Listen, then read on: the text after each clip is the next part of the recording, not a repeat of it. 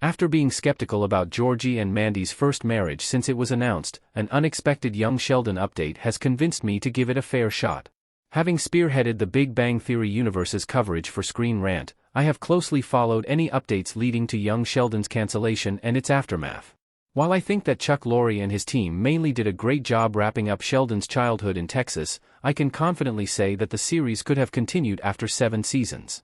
There were still so many stories left to tell for the Coopers in Medford. My feelings about the matter were validated by Meemaw actor Annie Potts' criticism of Young Sheldon's ending. Despite her comments, which were also backed by fans sharing the same sentiment, the prequel's end moved forward. While the writers were busy mapping out how Sheldon's time in his hometown would end, CBS was already working on a replacement series, a show that would be fronted by Montana Jordan and Emily Osment's Georgie and Mandy. Coming into Young Sheldon Season 7, unexpected lovers were engaged to be married. However, while I liked their story, I wasn't totally sold on the idea. Why I was initially worried about Georgie and Mandy's first marriage. Georgie and Mandy's first marriage will have many changes. There were several reasons why I was skeptical of Georgie and Mandy's sequel, which is officially titled Georgie and Mandy's First Marriage. Just to clarify, however, none of them had anything to do with the cast's acting abilities. My first concern stemmed from its format. Unlike Young Sheldon, which was a single-cam series, Georgie and Mandy's First Marriage will have a multicam setup. This means that it will film in front of a live audience and will have the controversial laugh track, just like The Big Bang Theory.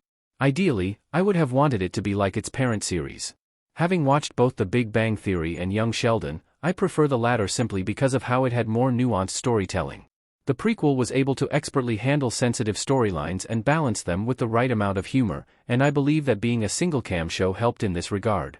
Since Georgie and Mandy's First Marriage is essentially Young Sheldon's sequel, I would have wanted it to keep the same format. Not only would it help in establishing uniformity, but it would also allow the follow-up to continue its parent series storytelling approach.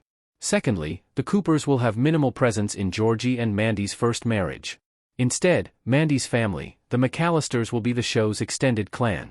While I'm open to learning more about Jim, Audrey, and Connor, I would have wanted to see more of Mary, Missy, and Meemaw as they rebuild their lives after the unexpected death of George in Young Sheldon Season 7. Finally, I wonder what the point of Georgie and Mandy's first marriage is if we already know from The Big Bang Theory that they will eventually just split up. Young Sheldon director Alex Reed quells my concerns over Georgie and Mandy's sequel.